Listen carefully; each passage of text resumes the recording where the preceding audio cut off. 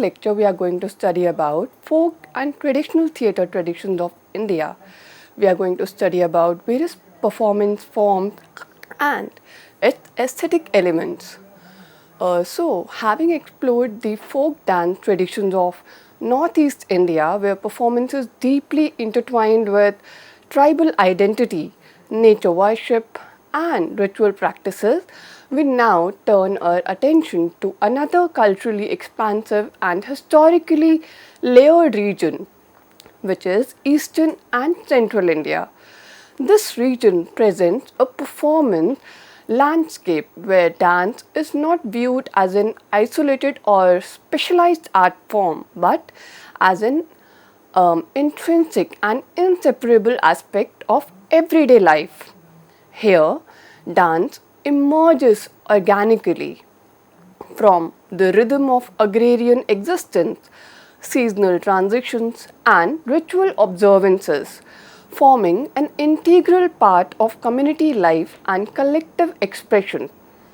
It is within this context that folk dance becomes a medium through which social values, belief systems, and cultural identities are continuously expressed and reinforced. One of the most striking features of this region is the interdisciplinary nature of its performance traditions. Folk dances here rarely exist in isolation.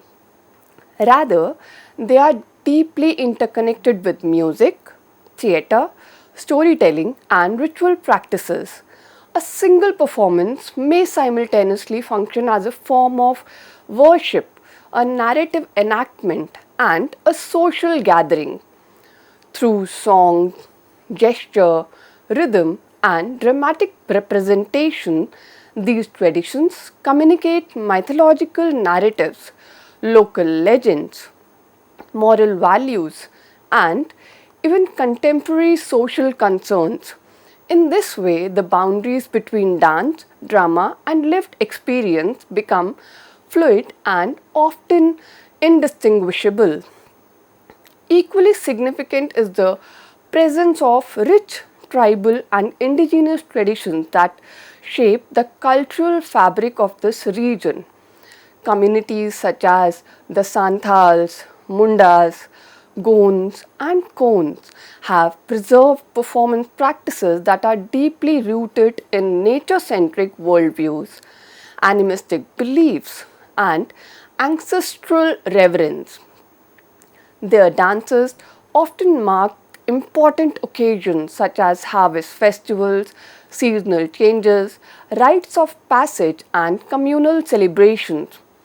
These performances emphasize group participation, rhythmic vitality, and symbolic movement, reflecting a collective rather than individualistic approach to artistic expression.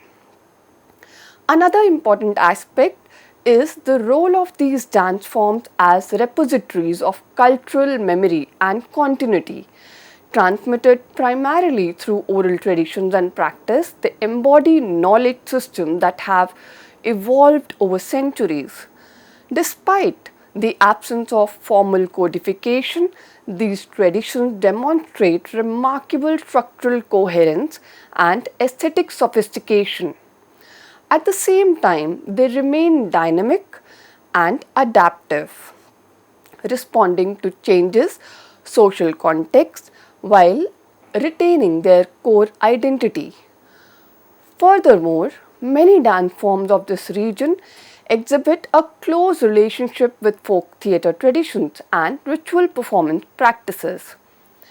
Elements such as character portrayal, use of mask, stylized costumes, symbolic makeup, and narrative sequences indicate a strong theatrical dimension. In several cases, dances have evolved from or into ritual enactment and even martial traditions, highlighting the multifaceted nature of folk performance. Thus, the folk dance traditions of Eastern and Central India offer comprehensive understanding of performance as a holistic cultural phenomenon, one that encompasses ritual community participation, artistic expression, and social function. Studying these forms allows us to appreciate how dance operates not merely as entertainment but as a vital expression of collective identity, belief, and continuity within diverse cultural contexts. We begin with Bihar, where folk dances are deeply intertwined with devotional practices, protective rituals, and collective belief systems. Some of the major folk dance forms of Bihar include Karma, Jhijhia, Kajri, Jhumar, Bhojpuri, Maghi Jhumar, Jharni dance, Jat-Jatin, and there are many others. So we will study first about Jhijhia. Jhijhia is a prominent ritual folk dance of the Mithila region and Bhojpuri region, extending into parts of Nepal. This this shared cultural geography highlights the historical unity of Mithila region, where traditions evolved through oral transmission, collective memory, and ritual continuity. Its survival across generations reflects its role as a living tradition sustained by community participation, transcending modern political boundaries. The central theme revolves around devotion to goddess Durga, worship as the Shakti who protects society from bad or negative energies. At a deeper level, Jhijhia reflects human response to fear and uncertainty, transformation of anxiety into structured ritual. Thus, the dance functions simultaneously as religious devotion, psychological reassurance, collective protection mechanism. It is usually performed during Dashera from Ghatasthapana to Vijayadashmi. And this aligns with the Navratri cycle representing a gradual intensification of devotional energy, culminating in ritual closure. The continuity reflects the idea of sacred time where performance becomes an ongoing spiritual process. In this, primarily women and young girls of age group of 5 to 15 participate together, and men may also participate in this dance form. The dominance of women is significant, symbolizing their role as carriers of ritual knowledge and aligning with the invocation of feminine power or the Shakti. And the group format emphasizes collective identity over individual expression. If we look at the performance structure of this dance form, dancers move in circular formation while singing Jhijhia songs, and the earthen pots are balanced on the head, begins at a sacred site followed by house to house performances, where pot symbolizes as a human body and the lamp is the life force or the divine energy, and the hole which is there in the lamp represents dispersion of divine light, and the circular formation or the movement which the dancers takes represent cosmic cycle and protection. The practice of visiting households and collecting grain transformed the dance into a community-based socio-economic system reinforcing solidarity. If we look at the costume of this dance form, it is bright, vibrant, traditional costume with mirror work and embroidery, where women wear kurti or lehenga, ghagra. They also take odni and dupatta. Men wear dhoti and angarakha. Accessories also include like jewelries like bangle, anklet or necklace. If we look at the musical instruments which are used in this dance form, this include dholak, manjira, tasha, bansuri, harmonium. If we look at the song, There are devotional songs, which is based for goddess Durga, and protective songs against negative energies. These serve as oral carriers of belief systems and ritual knowledge. Now, let us study about another form from Bihar, which is Jat-Jatin. Jat-Jatin is a traditional folk dance particularly prevalent in the Mithila region. It is deeply rooted in rural life and seasonal cycles, especially reflecting the socio-cultural experiences of agrarian communities. The dance is closely connected with monsoon-related conditions, symbolizing the dependence of rural life on nature and environmental changes. The name Jat-Jatin is derived from two central characters, where Jat means male and Jatin means female. These characters represent a couple and the dance revolves around their relationship, emotions, and lived experiences. The central theme of Jat-Jatin includes love and separation between husband and wife, migration and longing, the challenges of rural life. At a deeper level, it represents emotional dynamics within relationship and the impact of seasonal and economic conditions on family life. It also means the expression of, it also shows the expression of viraha and the reunion. Thus, the dance functions as a narrative folk form reflecting social reality and human emotions. Jat-Jatin is usually performed during the monsoon season, particularly in the month of Shravan and Bhadrapada. This seasonal context is significant because it reflects agricultural cycle. It symbolizes both hope and hardship.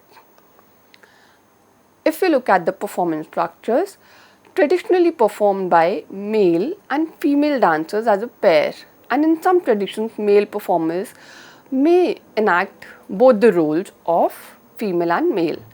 And the dual character format emphasizes interpersonal dynamics. Narrative structure within the dance performance uh, is comes out.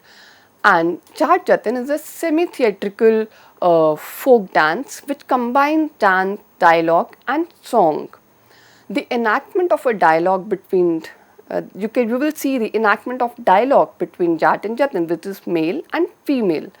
The use of expressive gestures and the movement to convey emotions. And performance often includes question and answer format. In this, you will also see a gentle and expressive movements rather than vigorous steps. The use of abhinaya to depict emotions between Jat and Jatin. That's how they communicate through the dialogues or via emotion using their abhinaya. You will also see a coordinated step reflecting interaction between the characters, the male and female characters, and the tempo of the music increase moderately, and they focus more on expressiveness rather than the speed.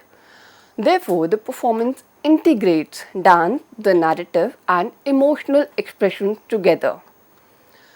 If we look at the symbolism of this dance form, we will see the relationship between Jat and Jatin, the bond which they share, and the broader human relationship and social structures, and the emotional impact of migration and separation on them when they enact it. And the monsoon setting symbolizes nature's influence on human life and the cycle of hardship and renewal. If we look at the musical instrument which are used in this dance form, it includes dholak, manjira, harmonium. So the music provides a rhythmic base while allowing space for storytelling and dialogues. And the songs are crucially important component of this folk form. if we look at the narrative in structure that is based on dialogue between the male and female character, they express love, longing, complaints, and reconciliation. Everyday experience of rural life. Thus, song act as oral narrative preserving social and emotional realities. And the costume in this reflects rural simplicity and character representation. As you can see on your screen, there are both the characters available. The female wears sari or the regional attire of the region, and male wear simple dhoti and the upper garment. The entire emphasis realism, and you will also see a connection to their rural life, the community life which they live. And unlike more decorative forms, costume here supports narrative authenticity rather than visual grandeur. Jat-Jatin dance represents reflection of the rural life and social conditions and the expression of emotional and relational dynamics. It also reflects the preservation of oral storytelling tradition. It highlights how folk dance can function as a medium of social commentary and lived experiences. So, from the ritualistic and protective traditions of Bihar, we now move to West Bengal, where folk performances evolves into a theatrical and socially expressive medium. It includes some of the major folk forms, which are Ball, Santali, Gambhira, Mundari, Gajan, Dhunuchi, Bratachari, Paika Nritya, and there are many others from West Bengal. So we will study about Gambhira. Gambhira originated in the Malda region of West Bengal and adjoining areas of Bangladesh. It is associated with the cultural practices of Koch community. It demonstrates how local traditions emerge within specific socio-cultural contexts and later expand. The address it addresses social, political, economic, and moral issues, and that marks a shift from ritual devotion to social critique and public discourse. This dance is performed during Chaitra Sankranti and the Gajan festival, often linked with the worship of Lord Shiva. It represents transformation of ritual into community celebration and performative expression. In this, you will see primarily women and the communities of Rajbhashi, Koch, and Mahali performing it together. And if you look at the performance structure of this dance form, it involves two main characters, which is Nana, the grandfather, and Nati, the grandson. That combines dance, dialogue, music, and theatre. And it also includes satire and improvisation on contemporary issues. And it traditionally divided into multiple segments like Bondolan, Charyari, and reporting. It often uses masks and symbolic enactment. It also functions as a folk theatre form, blending humor with critique, which often resembling a living social commentary platform. If we look at the costume of this dance form, this is how they wear mask and the makeup and the dhoti and kurta and the saris. And the mask enhances characterization and theatricality of the dance form. The musical instruments which are being used in this dance form, it includes harmonium, flute, dhak, dholak, and the cymbals, or you can also say manjira. The special feature of this dance form that the use of satire and the dialogue that makes Gambhira a medium of socio-political expression, bridging tradition and contemporary reality. Moving on to the next dance form from West Bengal, which is Paika Nritya. Paika Nritya is a traditional folk dance and particularly prevalent in regions such as Purulia. It is associated with the Paik community, historically known as warriors and militia groups who served local rulers. And the dance reflects the transformation of martial training and combat techniques into stylized performance, preserving elements of historical warrior culture. If you look at the term, Paika is derived from Paik, which means warrior or foot soldier. Thus, Paika Nritya literally translates to the dance of warriors, emphasizing its origin in martial traditions. If you look at the theme, the central theme of Paika Nritya includes valor and bravery, or the warrior spirit and discipline, the combat readiness and strength, preservation of martial heritage, and the physical endurance and coordination among every individual, and the collective identity of warrior communities. Thus, the dance functions as a martial folk form expressing strength and cultural memory. Paika Nritya is performed during festivals such as Chaitra Parv and the community celebration and cultural events. The festive context indicates how a practice once linked to warfare has been integrated into celebratory and cultural settings. If we look at the performers, they're traditionally performed by male dancers and they use all the martial movements while presenting it, and they present the dance form in a group. And you will also see a coordination similar to military formations, and there is a collective discipline and unity among every individual who is performing. If you look at the performance structure, Paika Nritya is characterized by vigorous movements, weapon-based choreography, they hold sword and shield, and you will see high energy in execution. The use of props such as shields, sticks, swords for the warrior movements, and there is a group formation that resembles battle arrangements. You will see the dancers doing leaps, jumps and swift turns with high energy, and there is a mock combat sequences, and usually it is in very fast tempo, or it may begin slow but then they takes the fast pace. There is a sudden change, the quick change, and then the dancers go in very high energy.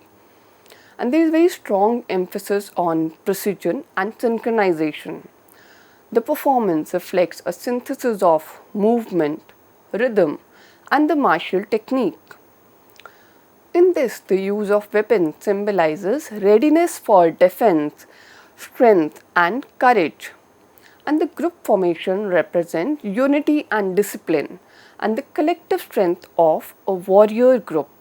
Thus, the dance becomes a symbolic representation of martial preparedness and cultural identity. Music, if we talk about music in Paika Nritya, is energetic and rhythm driven. If we look at the instruments which are used in this dance, that include thamsa, dhol, shehnai. And there are other percussion instruments which are used by the dancers. The strong beats create an intense and dynamic atmosphere supporting vigorous movement, and the song accompanying the dance are rhythmic and energetic, sometimes narrative, reflecting heroic themes. They enhance emotional intensity, and the dramatic effect of performance. If you look at the costume, they wear dhoti, tied for ease of movement, and the turban or a headgear. They also wear a waistband with minimal ornaments. So in some performances, additional decorative elements are added to enhance stage appeal, and the attire symbolizes agility and mobility, the strength and discipline. If we look at the cultural significance, that includes preservation of martial traditions in performative forms, transformation of combat practices into cultural heritage. It highlights how physical training and defense techniques can evolve into artistic expression of strength and coordination. With this, I conclude my lecture. Thank you.